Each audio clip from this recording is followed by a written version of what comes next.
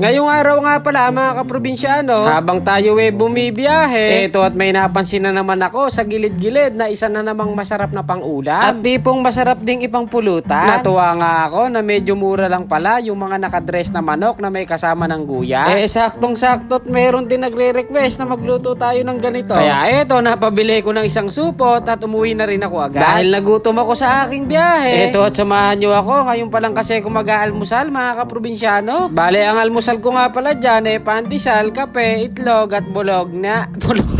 Bologna pala. Pagkatapos ko nga mag-almusal, eto at mag-uumpisa na tayo sa ating luto serye mga kaprobinsyano. Medyo malaki nga rin pala yung nabili nating manok. Sa tansya ko mahigit din 1 kilo. Kaya nga lang, ito yung tinatawag nila na good cut. Kung ikukumpara sa tao mga senior citizen na, kaya talagang may kakunatan na rin. Yung matchap-chap ko na nga sa kasarapang sukat, eto at hinugasan ko lang ng mga 10 beses. 10 beses!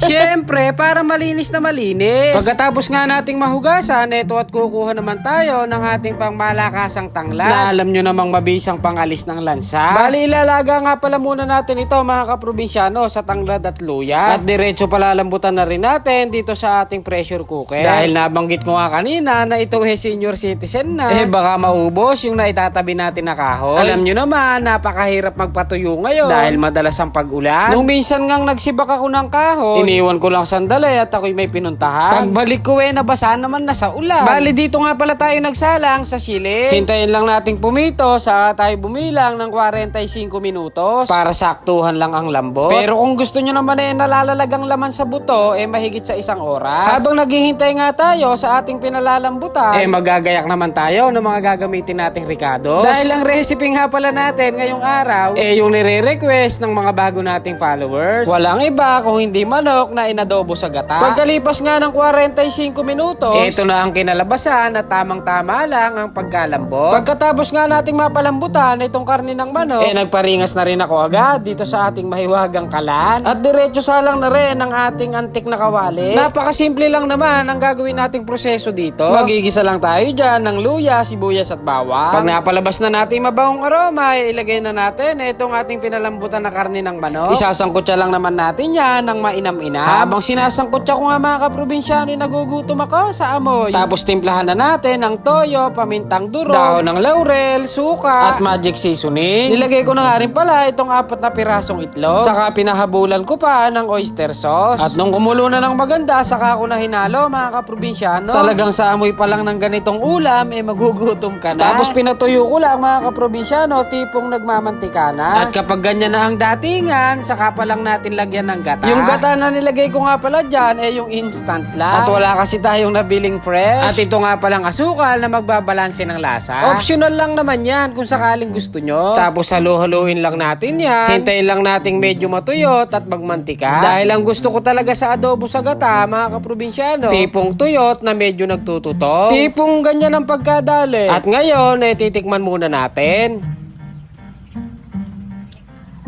Ayaw na, goods na mga kaprobinsyano. Kitang-kita nyo naman na talaga namang nagmamantika. Bali, binukuran ko nga pala muna yung aking anak. At parehas kasi sila ni Boss Commander na hindi mahilig sa maanghang. Nung mabukuran ko na nga si Aryang, eto at maglalagay na tayo ng pampapogi. Pumopogi daw kasi yung mga lalaki kapag mahilig sa sili. Totoo kaya yun mga kaprobinsyano? Nung mahango nga natin, time check muna tayo. Naku po, tanghali na pala. Kailangan ko na sumundo sa aking prinsesa. Kaya eto, dali-dali akong pumunta sa kanyang eskwelahan para sunduin siya. Dito na kami sa bahay, mga kaprobinsyano. Ayan, si Aryang.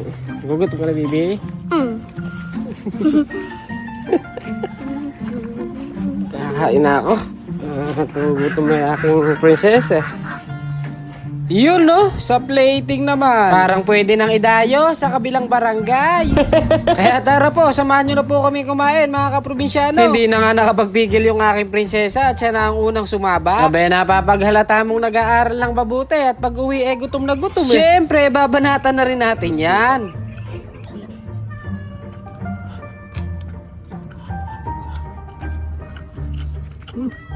Tama yung lambot. Kanin. Dragon Ball. Tama yung lambot talaga. Ito nga palang balon-baluna na isa sa paborito ko mga kaprobinsyano. Lagyan lang natin ng sili yan. Tapos kaunting mantika at isama natin sa kanin. Paano hindi malalakas ang kain mo kapag ganito ang ulam? Talaga nga namang wala na akong masabi mga kaprobinsyano. Talagang tatagaktak ang pawis mo. At ito nga ring Dragon Ball sadya namang napakalinamnam ng lasa. Ewan ko ba't ganadong-ganado akong kumain kapag ganito ang ulam. Mapapa-extra rice ka na lang talaga. O paano ba yan mga kaprobinsyano? Kami magpapakabusog muna hanggang sa muli. Maraming salamat po. Bye!